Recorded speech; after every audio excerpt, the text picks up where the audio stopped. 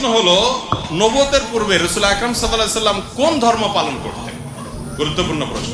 নবুয়তের পূর্বে আমাদের প্রিয় নবী সাল্লাল্লাহু আলাইহি সাল্লামের ধর্ম কি ছিল? আসসালামু আলাইকুম, আপনারা কেমন আছেন? আশা করি ভালো আছেন। আলহামদুলিল্লাহ, আমিও ভালো আছি। তো বরাবর আপনাদের সামনে আবার একটা নতুন ভিডিও নিয়ে চলে আসলাম।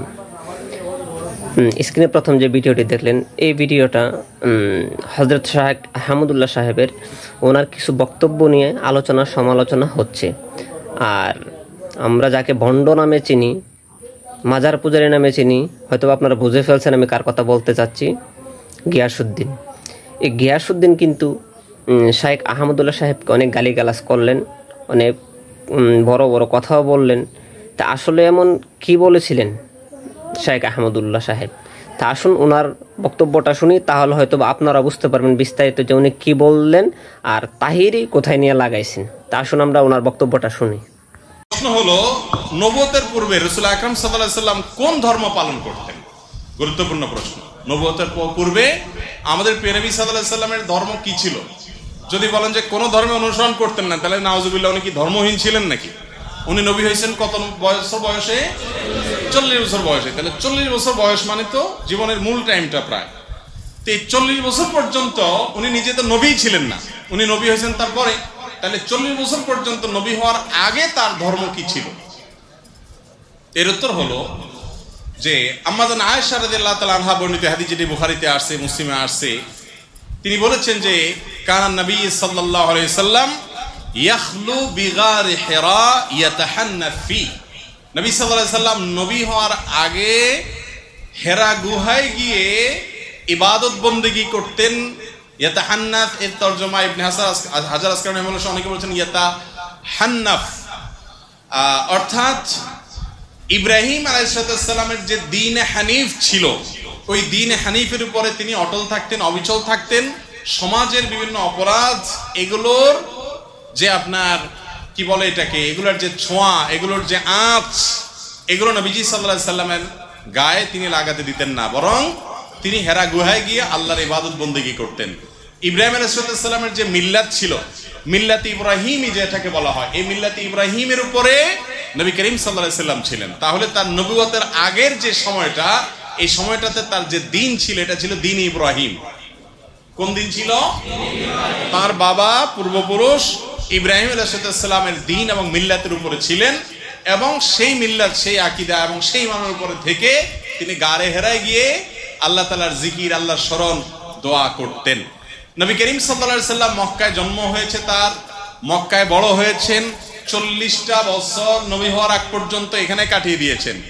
আল্লাহ রাব্বুল আলামিনের নবী হওয়ার একটা প্রমাণ এটাও যে 40 বছর একটা সমাজে একটা অন্যায় এবং শিরকের সমুদ্রের মধ্যে ছিলেন, কিন্তু শিরকের এক ফোঁটা পানি, কাদা, ময়লা, নোংরা কোনো কিছু তার শরীরকে, তার ব্যক্তিত্বকে, তার আমলকে, তার বিশ্বাসকে এক মুহূর্তের জন্য স্পর্শ।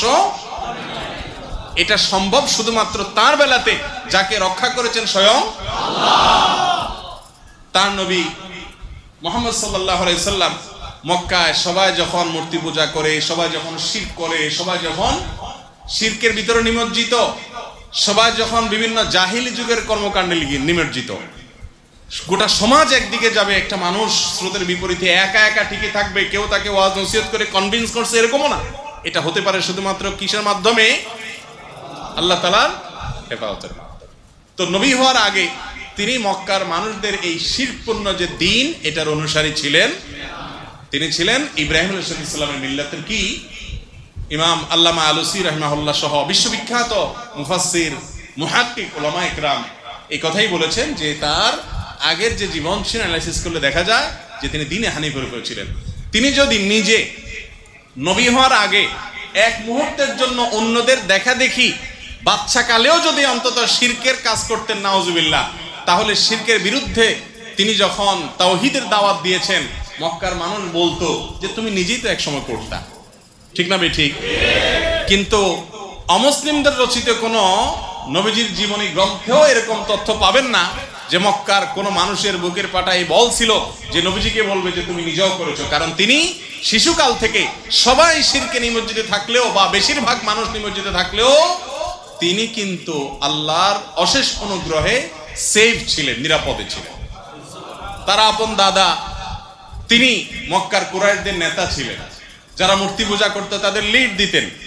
কিন্তু আল্লাহ তাআলা প্রিয় নবী সাল্লাল্লাহু আলাইহি সাল্লামকে হেফাজতে নিজের আপন চাচা আবু তালেব, তিনি নবী করিম সাল্লাল্লাহু আলাইহি সাল্লামের অনেক প্রিয় ছিলেন। নবীজি সাল্লাল্লাহু আলাইহি সাল্লাম তার স্নেহের ভ্রাতুষ্পুত্র ছিলেন, কিন্তু তারপরও চাচা বা দাদার আদর্শকে বা চাচার বন্ধুরা, বাবার বন্ধুরা বা অন্য যারা আছেন, মক্কার মুশরিক যারা ছিলেন, সবাই তো ধরেন উনি যখন ছোট সবাই তো সিনিয়র মুরব্বী, তাদের ভুল কিছু তিনি গ্রহণ করতেন।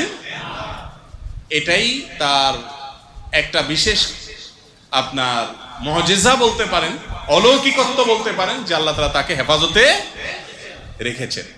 আছে না অনেক সময় ভাই, মানুষ এক সময় বড় আলেম হয়ে যায়, বড় ভালো মানুষ হয়ে যায়, কিন্তু তার পেছনের ইতিহাসে দেখা যায় একটু লিকেজ টিকেজ থাকে না? মানুষটা ভালো, কিন্তু এককালে হয়তো এই কাজটা করছে, এই কথাটা বলছে, সে নিজেও এটার জন্য লজ্জিত, এখন কিন্তু বলে ফেলছে, তখন বুঝে নাই। যারা নবী হন, শুধু আমাদের নবী যে না, যারা নবী হন, সমস্ত নবী রাসূলদেরকে আল্লাহ তাআলা এইভাবে শিশুকাল থেকে, মায়ের গর্ভ থেকে, দুনিয়াতে আসার পর থেকে নিয়ে তাদেরকে আল্লাহ তাআলা গোটা সমাজের আগুনের আঁচ থেকে আল্লাহ তাআলা বিশেষভাবে সেভ রেখেছেন। এই জন্যই তারা নবী এবং রাসূল হয়েছেন। আল্লাহ তাআলা তাদের প্রতি রহমতের বারিধারা বর্ষণ করুন। তো এই বক্তব্যটাই দিয়েছিলেন শেখ আহমদুল্লাহ সাহেব। আর তাহেরি তিলকে তাল বানানোর মতন একটা পর্যায়ে নিয়ে গেছেন।